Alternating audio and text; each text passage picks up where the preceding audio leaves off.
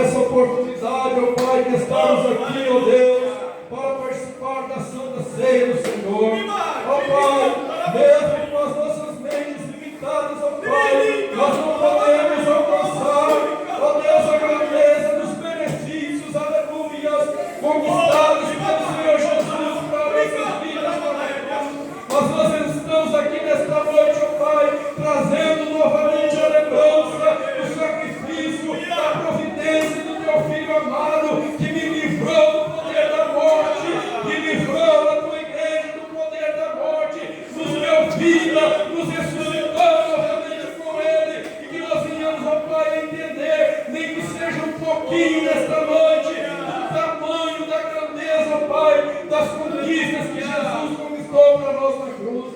Por isso, ó Pai, nesta noite, fala comigo, fala com a tua igreja, usa o teu servo, o teu filho, o irmão Rodrigo, nas tuas mãos, como o Senhor tem usado. Guarda tua casa, tua família, livra de todo mal, ó Pai, e abre, Senhor Jesus amado, nesta noite, os nossos entendimentos, ó Pai, para que mesmo no profundo nós possamos entender, ó Pai, o mínimo possível do que Jesus conquistou na cruz do Calvário, do que este sangue pode fazer nas nossas vidas. Fala comigo, fala conosco, em nome de Jesus. Amém, Senhor.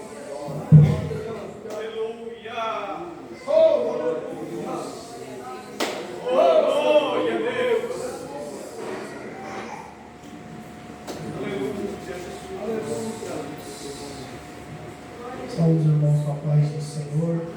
Amém. Irmãos, podem se sentar. Glória a Deus, aleluia. Graças a Deus, irmãos, por esta grande oportunidade que nós temos de estar aqui na casa de Deus, onde Deus já tem grandemente falado aos nossos corações. Glória a Deus. Meus irmãos, quero fazer a leitura de alguns versículos da palavra de Deus, do Evangelho de João, capítulo 18. Evangelho de João, capítulo de número 18, versículo 1 ao versículo de número 11.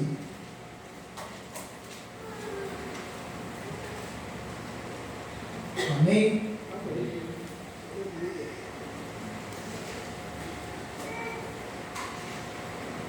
Tendo Jesus dito isso, saiu com os seus discípulos para além do ribeiro de Cedron, onde havia um horto, no qual ele entrou com os seus discípulos.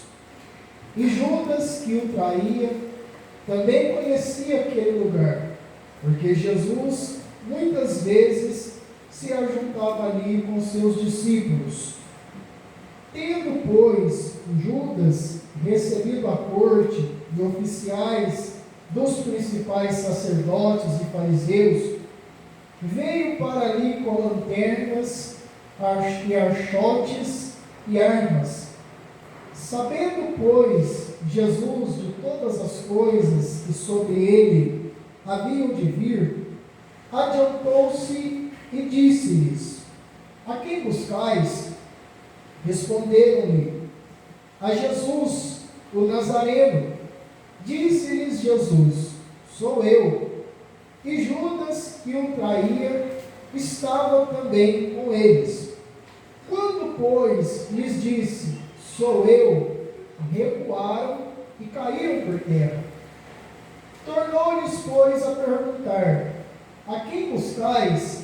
E eles disseram: A Jesus, o Nazareno. Jesus respondeu: Já vos disse que sou eu. Se, pois, me buscais a mim, deixai ir estes, para se cumprir a palavra que tinha dito: Dos que me deste, nenhum deles perdi. Então, Simão Pedro, que tinha espada, desembainhou-a e feriu o servo do sumo sacerdote, cortando-lhe a orelha direita. E o nome do servo era Malco. Mas Jesus disse a Pedro: Mete a tua espada na bainha. Não beberei eu o cálice que o Pai me deu? Amém. Meus irmãos, nós temos aqui um relato de João a respeito da prisão de Jesus, e nós sabemos que todos os 4 evangelhos, eles tratam a respeito da prisão de Jesus. Mas eu não vou aqui abrir um comparativo entre as narrativas, porque cada escritor, cada evangelista tem a sua visão e o seu entendimento.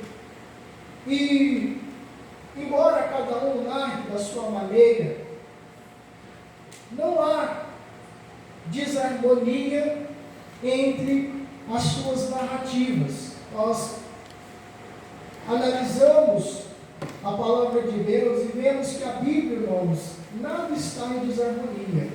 Tudo na Bíblia faz sentido e nada entra em contradição. E João, ele narra que Jesus, como de costume, às noites, mais uma vez ele estava ali no monte Getsêmani. Outros vão detalhar melhor o assunto, a sua oração, o seu pedido, o seu clamor, e outros vão narrar que Judas se aproxima, Jesus o chama de amigo, com um beijo ele trai o filho do homem. Mas a visão de João, embora ele estivesse ali presente, ali, estando ali com seus olhos, acompanhando toda a narrativa, ele não narra dessa forma e não traz essa narrativa. Mas o que João quer mostrar é simplesmente o que ali aconteceu. E o que os outros não mostram, não revelam, é uma visão onde aqueles homens vão armados, preparados para prenderem Jesus. É interessante que quando chegam ali, embora escuro, embora não pudesse ali discernir direito quem era, eles se aproximam e os discípulos já se preparam, porque ao olharmos o relato de Lucas, nós vemos Jesus conversando com eles. E aí, irmãos, não vamos interpretar esse texto de uma forma literal, como se Jesus estivesse ali ensinando os seus discípulos a se armarem, a andarem com espada. Jesus disse que era para os seus discípulos irem, vender o que tivessem e comprarem espadas, estarem armados. Então, alguém lá no meio dos seus discípulos diz: Senhor, nós conseguimos 2 espadas. Então Jesus diz: basta. E, olhando por esse lado, às vezes nós poderíamos entender, mas será que Jesus queria que os seus discípulos o defendessem? Não, meus irmãos. Como eu disse, a Bíblia não é contraditória. Jesus, quando estava sendo interrogado por Pilatos, ele disse para Pilatos, quando Pilatos olha para ele e diz: olha, eu tenho poder para te soltar e tenho poder para te matar. Jesus disse: nenhum poder você teria sobre mim se de cima não te fosse dado. Mas uma coisa eu te digo: meu reino não é deste mundo. Porque se o meu reino fosse deste mundo, pelejariam os meus servos para que eu não fosse entregue nas suas mãos. Eu poderia orar ao Pai aqui e Ele poderia enviar uma legião de anjos para me defender. Mas o meu reino não é deste mundo. Eu vim aqui com um propósito. E o que João narra, irmãos, é que desde o começo, desde sempre, Jesus sabia do seu propósito aqui na terra. Jesus sabia para que ele nasceu, para o que ele veio. Jesus sabia o propósito que ele estava aqui. Jesus sabia as coisas que ele iria passar.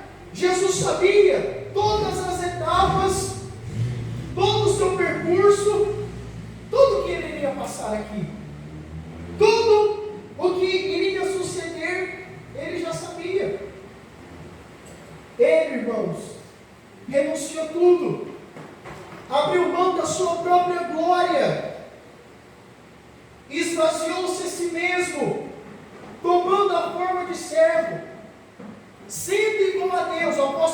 eu disse, ele não teve, mesmo sendo em forma de Deus, ele não teve por usurpação ser igual a Deus, mas ele humilhou-se a si mesmo, aniquilou-se a si mesmo, tomou uma forma de servo.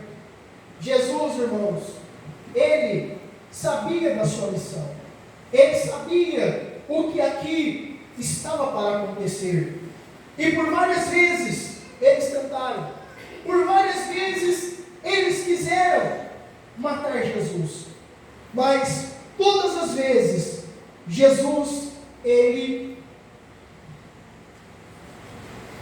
não seria morto antes do tempo. Por várias tentativas, tentaram apedrejar, tentaram matar, mas ele disse, a minha hora não é chegada, ainda não é o tempo. E aqui, a partir do momento em que ele é preso, aqueles soldados chegam diante dele, e ele faz aquela pergunta, quem vocês estão buscando? Estamos buscando a Jesus, o Nazareno. E quando ele diz, irmãos, sou eu, eles caem por terra. Quando Jesus responde, sou eu, esse sou eu, irmãos, ele é muito significativo. Quando Jesus disse para os judeus, ainda antes que Abraão existisse, eu sou. Quando nós olhamos a Bíblia lá em Isaías 43, versículo 13, ele dizendo, ainda antes que houvesse sol, eu sou, ninguém há que possa fazer escapar das minhas mãos, operando eu, quem impedirá? Aquela mesma voz, irmãos, aquele mesmo Jesus, porque ele abriu mão da sua glória, mas não da sua divindade. Ele abriu mão da glória que ele tinha lá em cima, mas ele não abriu mão da sua divindade. Ele era 100% homem e 100% Deus. E quando ele abre a boca e diz, sou eu, aquelas pessoas não existem no destino. Aqueles soldados, eles caem por terra, imagina, irmão, a cena. Imagina Jesus abrindo a boca. Olha aí, vocês estão achando que vocês estão alguma coisa, eu só abri a boca, vocês caíram. Vocês estão achando que pode tirar minha vida, eu só falei que sou eu, vocês foram todos por terra. Mas já que vocês querem me prender, está aqui, ó. Eu me ofereço. Eu me entrego. É vocês que, a mim que vocês procuram. Tudo bem, podem me prender, podem me levar, mas deixa eles ir embora. Poupa a vida deles. Então, eles prendem a Jesus. Mas aí vem a reação de Pedro. Eram duas espadas, uma estava com Pedro, a outra eu não sei. E Pedro então tira a sua espada da bainha e corta a orelha do servo do sumo sacerdote chamado Malco. E aí, Jesus cura a orelha daquele homem, restaura a orelha daquele homem, restitui a orelha no seu lugar. Imagina uma espada, passou de raspão. Errou o golpe, estava escuro. Não era para acertar a orelha, não. Mas também não era a praia dele. Ele era o quê? Pescador. Porque se fosse soldado, irmão, o negócio ia ficar feio. Cabeça e não só desse rapaz. Errou o golpe, irmão, mas acertou a orelha. Espada boa, fiada. O que Jesus disse para ele? Olha, Pedro, para. Mas Senhor, o Senhor mandou nós comprar a espada. O Senhor mandou nós andar armado. Peraí, Pedro, não é assim não. Eu não mandei isso não, Pedro. Não é assim não. Eu não vou beber o cálice que o Senhor, que o meu Pai me deu para beber. Eu não vou passar por aquilo que o meu Pai me enviou aqui, que eu sei, ainda antes da fundação do mundo, as coisas que eu tenho que padecer, as coisas que eu tenho que sofrer. Meus irmãos, Aqui em nenhum momento, mesmo quando ele ora, Pai, se possível, passa de mim este cálice, todavia não seja como eu quero, mas como tu queres.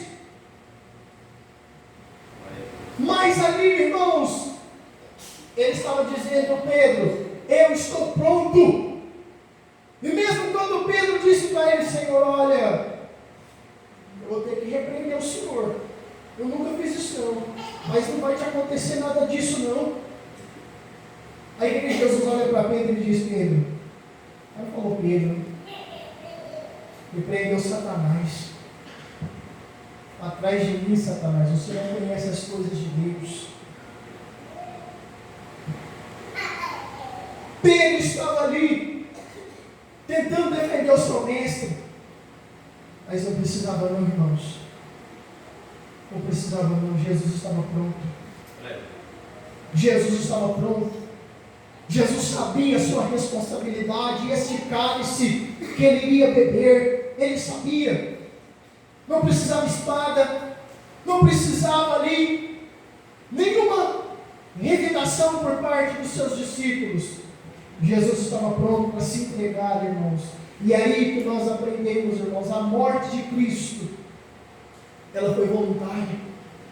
A morte de Jesus Cristo partiu do seu próprio desejo de se entregar.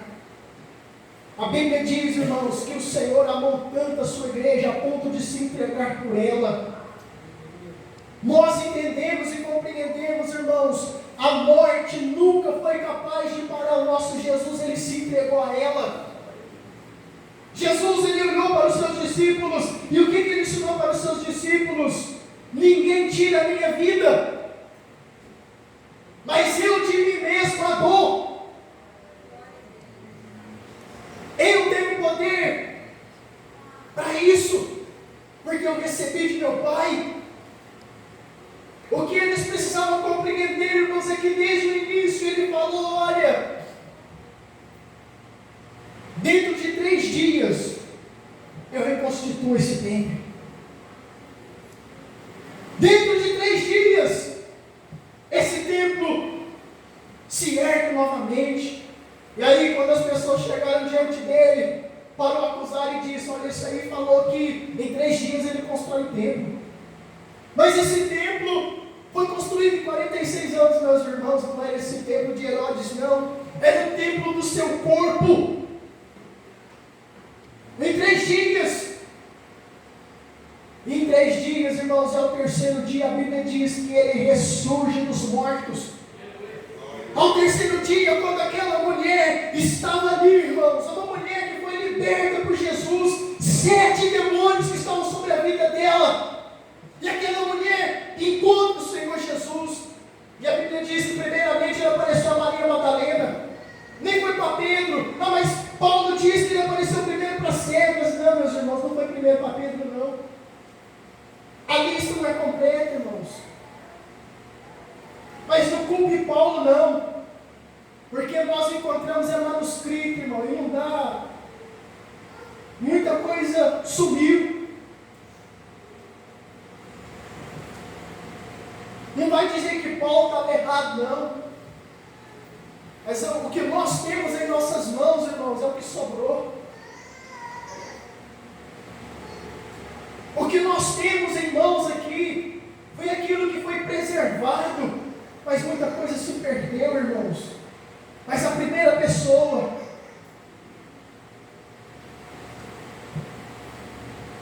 para quem Jesus apareceu foi para Maria Madalena. Ele tem poder, irmãos, para isso. Ele tem poder. E nós precisamos entender isso, irmãos. Esse era o cálice que ele precisava passar. Mas a Bíblia diz em Hebreus, Jesus suportou, irmão, toda aflição, todo castigo, como o pior dos malfeitores. Mas o texto diz, ele tinha em vista a glória que estava reservada para ele.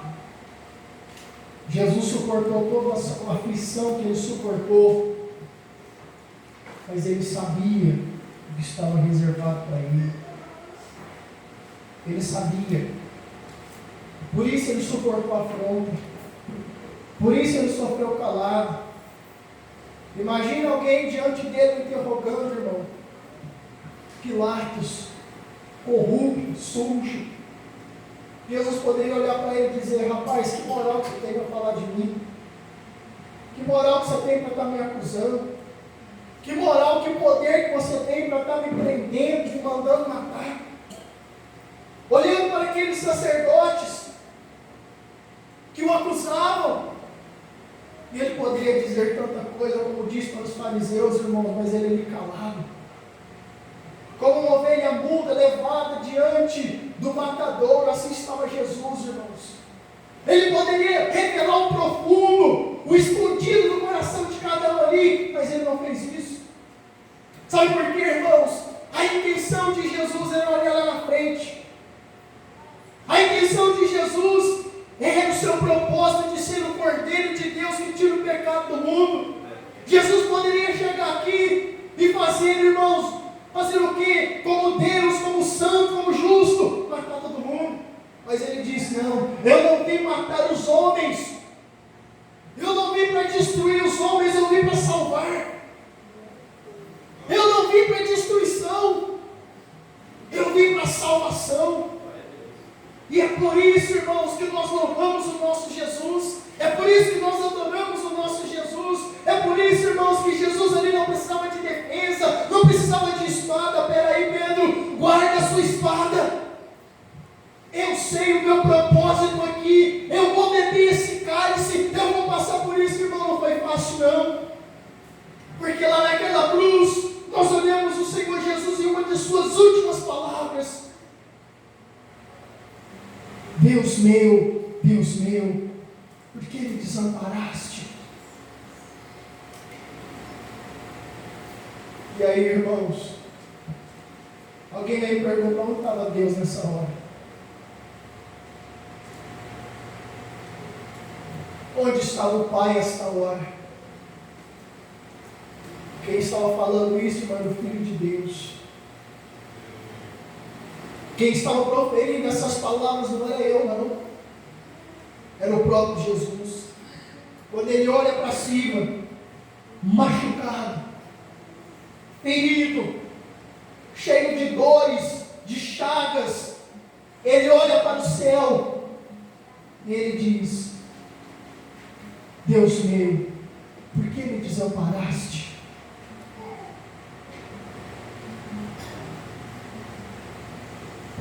Difícil explicar, né, irmãos? Mais difícil ainda pregar sobre isso.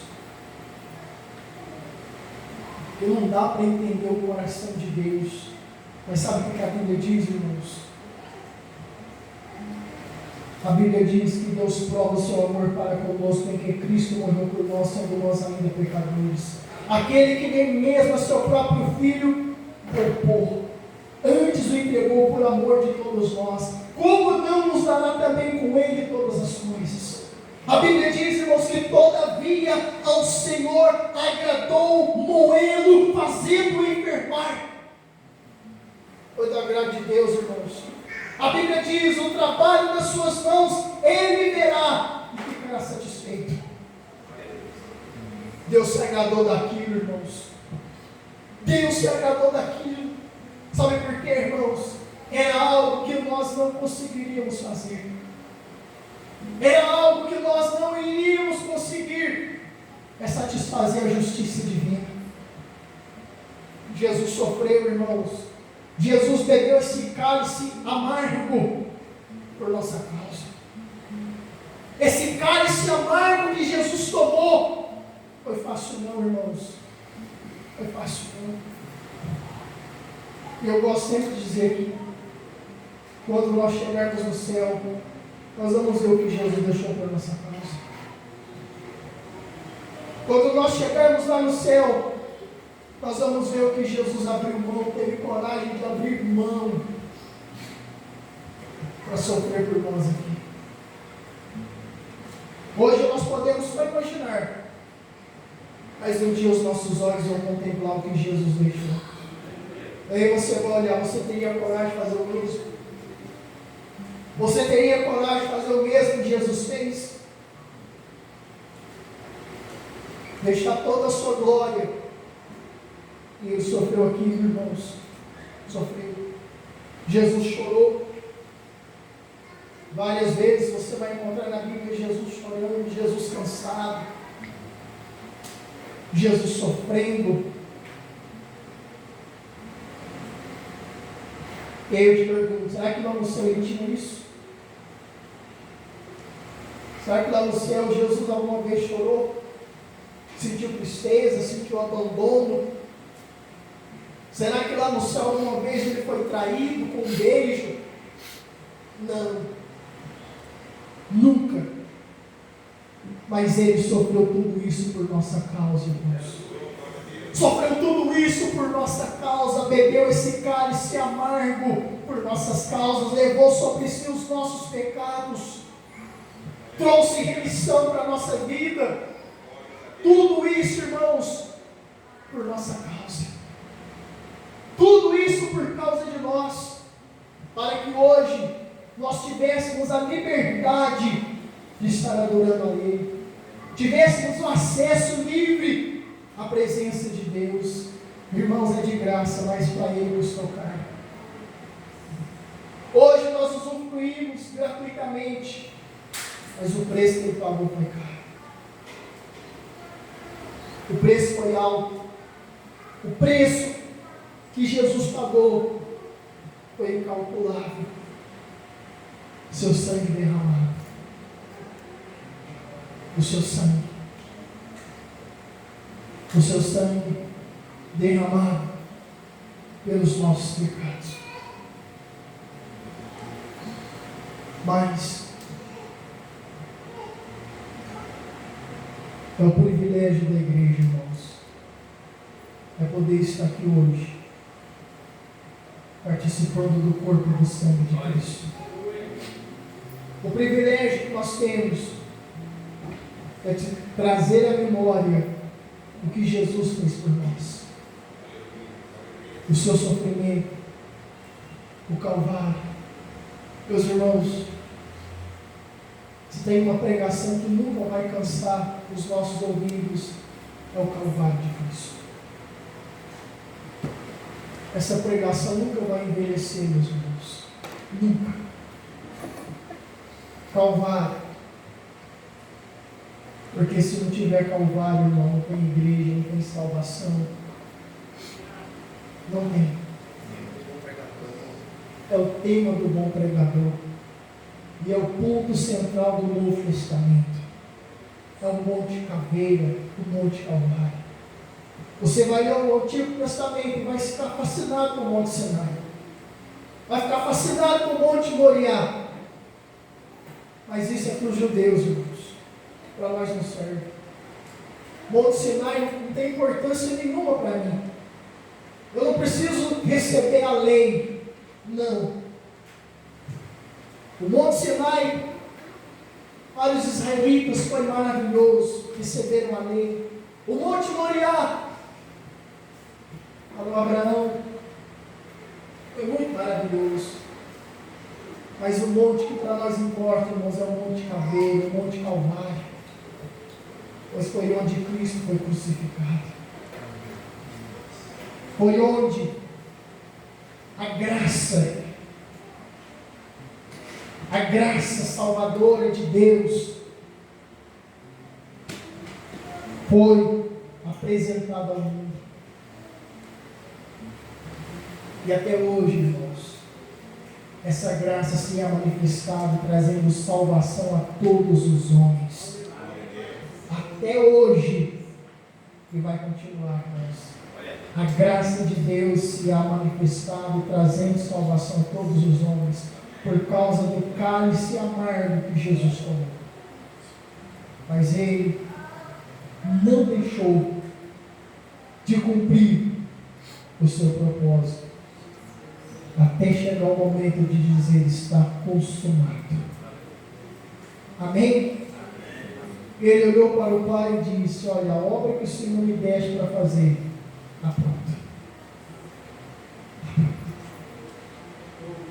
Está pronto. Entrou uma única vez no santuário.